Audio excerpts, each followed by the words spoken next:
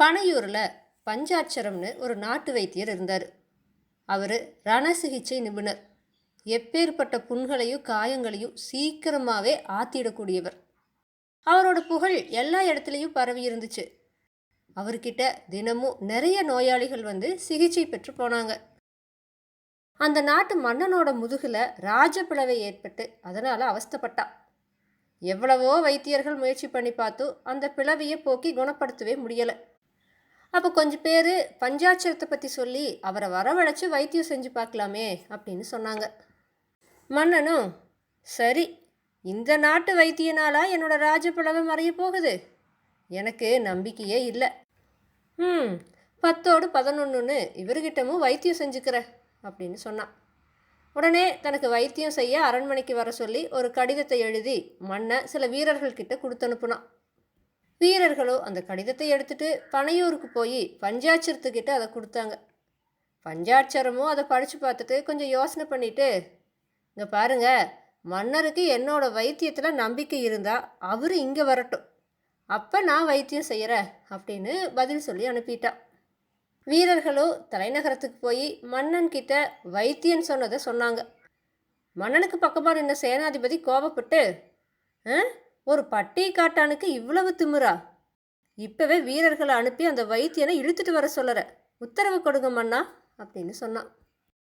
மன்னன் அதுக்கு, வேண்டாம் சேனாதிபதி, திறமையானவங்க இப்படி சொல்கிறதுல ஆச்சரியம் இல்லையே, நம்மளே அங்கே போவோம், எப்படியாச்சு என்னோட நோய் மட்டும் குணமானா சரி, பல்லக்க தயார்படுத்திட்டு வாங்க அப்படின்னு சொன்னான். பல்லக்கு வந்ததும் மன்னன் அதில் உட்கார்ந்தா. சேனாதிபதி தன்னுடைய வீரர்கள் கூட மன்னனோடு பனையூருக்கு போனான். பனையூர் எல்லையில் கூடாரம் போட்டு அவங்க தங்குனாங்க. சேனாதிபதி ஊருக்குள்ளே போய் வைத்தியரை பார்த்து, என்னப்பா வைத்தியா, மன்னர் இந்த ஊருக்கு வந்துட்டாரு, அவர் உன்னோட 8 அடுக்கு மாளிகைக்கு அழைச்சிட்டு வரட்டுமா அப்படின்னு கேலியாக கேட்டா. பஞ்சாட்சர உடனே, வேண்டாம் வேண்டாம், நானே அவர் இருக்கிற இடத்துக்கு வரேன் அப்படின்னு சொல்லி கிளம்புனான். பஞ்சாட்சரம் மன்னனை பார்த்து பரிசோதனை பண்ணிட்டு, அரசே, இந்த ராஜபிளவியை 2 வாரத்துக்குள்ளே குணப்படுத்திடுறேன், ஆனால் நீங்கள் பத்தியமாக இருக்கணும், நான் தயாரித்து அனுப்புகிற பத்திய உணவைத்தான் உண்ணணும் அப்படின்னு சொன்னான். மன்னனும் அதுக்கு சம்மதிச்சா. பஞ்சாட்சரம் சிகிச்சையை ஆரம்பித்தா. ஒரே வாரத்தில் ராஜபிளவை மறைஞ்சது. அது மட்டும் இல்லை, இன்னும் ஒரு வாரத்தில் முதுகு பகுதியில் ஏற்பட்டிருந்த வலியும் மறைஞ்சுது. அது பார்த்து மன்னன் மகிழ்ந்து போய், ஆஹா, நீங்கள் உண்மையிலேயே மாபெரும் வைத்தியர் தான், உங்களுக்கு எவ்வளவு பணம் வேணுமோ கேளுங்க, கொடுக்குறேன்னு சொன்னான்.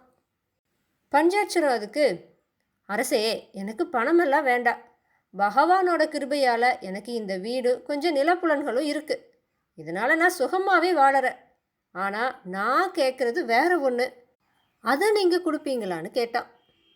மன்னனுடனே, ஆஹா, தாராளமாக நீங்கள் எதை கேட்டாலும் தரேன்னு சொன்னான். பஞ்சாட்சரம் அதுக்கு, அரசே, நீங்கள் இங்கே வந்தப்போ 3 பல்லக்கில் அமர்ந்து வந்தீங்க, ஆனால் நீங்கள் இங்கிருந்து போகிறப்ப உங்களுடைய ரதத்தில் அமர்ந்து போகணும்னு வேண்டற, அரண்மனைக்கு போனதுக்கப்புறமா என்னோட இந்த கடிதத்தை பிரித்து படிக்கும்படியும் வேண்டற அப்படின்னு சொல்லி ஒரு கடிதத்தையும் கொடுத்தான். மன்னனும் அவன் சொன்ன மாதிரியே தன்னோட ரதத்தில் அமர்ந்து தலைநகரத்துக்கு போக தொடங்கினான். பாதை மேடும் பள்ளமுமா குண்டும் குழியுமா இருந்துச்சு. தேர் மன்னனை உலுக்கி போட்டவாறே அப்படியோ இப்படியோ அசைஞ்சிட்டே போச்சு. சேனாதிபதி அப்ப, இது என்ன, வைத்தியம் பண்ணிட்டு இந்த பஞ்சாட்சரம் இப்படி ஒரு தண்டனையை எதுக்காக கொடுக்கணும் அப்படின்னு வெறுப்பா சொன்னான்.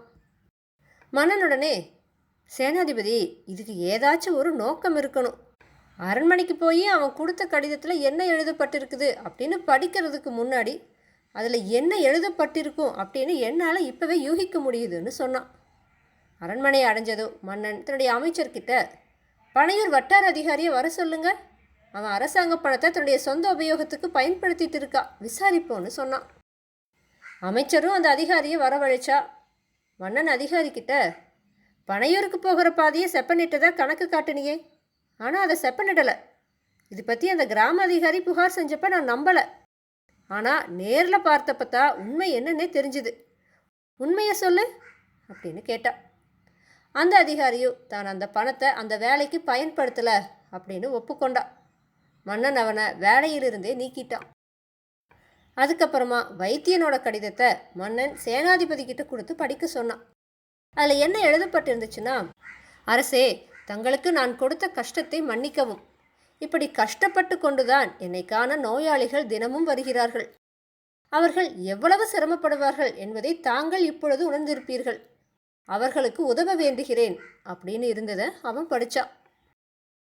சேனாதிபதி, இப்ப தெரிஞ்சுதா அந்த வைத்தியர் எப்படிப்பட்டவர்னு? அவரு தனக்காக வாழல, மற்றவங்களுக்காக வாழறாரு அப்படின்னு சொல்லி மன்னன் உடனே பனையூருக்கு போகிற பாதையை செப்பனிட செய்தான்.